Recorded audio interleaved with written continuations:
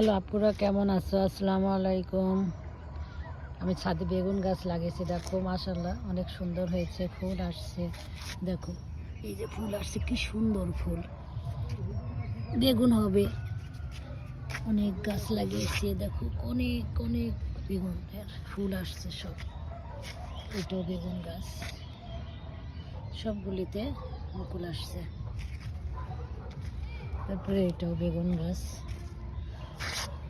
এটা ধরলে আমার কিনতে হবে না, এতেই চলে যাবে।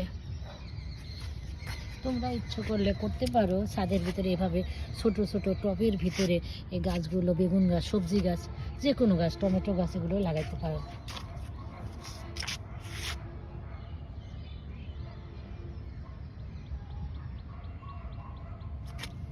এই যে মাশাআল্লাহ দিলে অনেক সুন্দর হয়েছে।